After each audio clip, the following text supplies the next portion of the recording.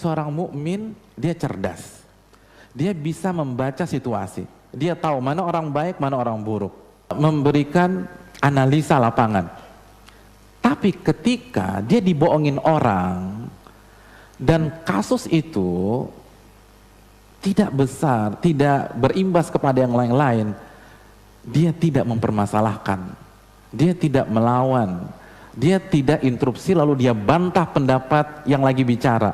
Nggak penting bagi dia, karena dia karim, karena dia orang yang mulia, karena dia dididik oleh Islam menjadi orang besar, dan orang besar hanya mengurus perkara-perkara besar. Orang besar nggak ngurus perkara-perkara kecil. Kira-kira kalau ada rapat RT, RI 1 datang nggak? Nggak datang. Karena level RI 1 sidang kabinet, bicaranya sudah Sabang sampai Merauke, bukan tingkat RT lagi. Orang-orang besar main di level atas. Tanpa mengurangi hormat kepada Pak RT dan segenap kabinetnya. Tapi jelas itu faktanya. Nah, mukmin juga demikian. Kita Allah nggak suka kan? Apa kata Nabi SAW? Allah tuh nggak suka safsafatil umur dalam sebuah hadis. Allah tuh nggak suka kita ngurusin yang kecil-kecil, yang perintilan-perintilan tuh Allah nggak suka. Jadi kalau ada, nggak setiap ucapan tuh dibantah, nggak setiap sebuah statement di sosmed dikomenin. Waktu habis, Anda dihisap sama Allah. Apalagi cuma masalah-masalah dunia. Bukan berarti tidak boleh ya, tapi yang sekarang terjadi udah kebablasan. Orang besar hanya ngurus masalah besar. Apa masalah besar? Antum cek surat Al-Hajj ayat 1. Allah mengatakan inna zalzalatas sa'a syai'un azim. Huru-hara hari kiamat itu masalah besar, kata Allah Subhanahu wa taala. Orang besar hanya ngurus masalah besar. Kita harus berpikir apa yang bisa kita jawab pada hari itu. Bagaimana kita berhadapan dengan Rabbul Alamin? Apa alasan kita kalau Allah bongkar semua skandal kita? Itu masalah kita. Adapun masalah dunia, dibully, digibahi, nggak usah antum pikirin. Buat apa konferensi pers hanya untuk bela masalah dunia? Itu masalah kecil.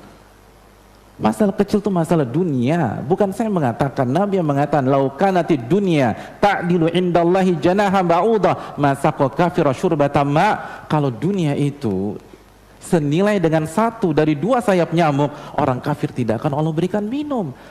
Sehingga maksudnya apa? Maksudnya ketika kita melihat orang kafir bisa menikmati dunia, bahkan orang terkaya pertama di dunia orang kafir, orang terkaya kedua di dunia orang kafir, itu menunjukkan dunia nggak ada artinya dan lebih rendah dari 1 dari 2 sayap nyamuk.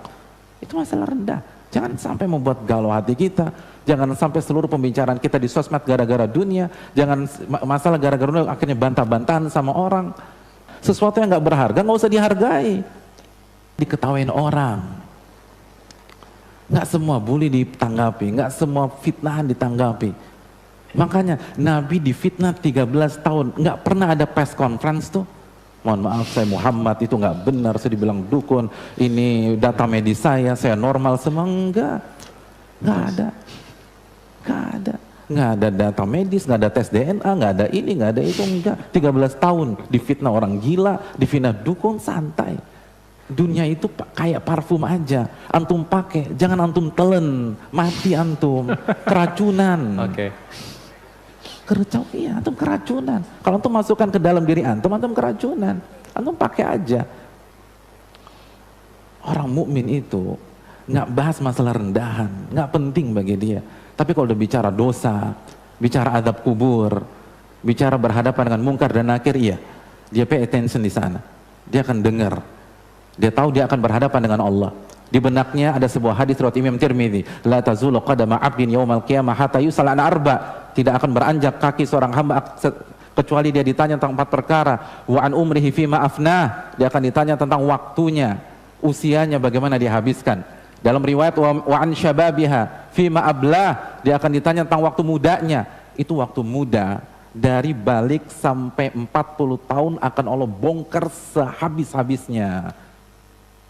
Klub mana aja yang udah kita kunjungi, pub mana saja yang sudah kita kunjungi, daftar cewek kita itu diinterogasi semua, atau cowok-cowok kita diinterogasi semua dibongkar sehabis-habisnya. Wa an syababiha fima ablah, apa yang sudah masuk ke dalam tubuh kita itu di audit semua, mulai dari pil koplo, gorila, sampai sabu, sampai semua dibongkar. Masa muda dihabisi oleh Allah Subhanahu wa taala kecuali kita bertobat kepadanya. Jangan senyum ketika Anda bermaksiat kepada Allah. Memang Allah kasih delay, nanti kena. Kalau mau senyum nanti di akhirat. Sekarang gak ada gunanya.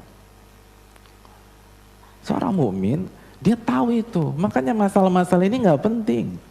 Yang terpenting adalah bagaimana hak Allah Jalla wa'ala, bagaimana hak Rasul Sallallahu Alaihi Wasallam, bagaimana hak orang tua, sudah saya tunaikan atau belum.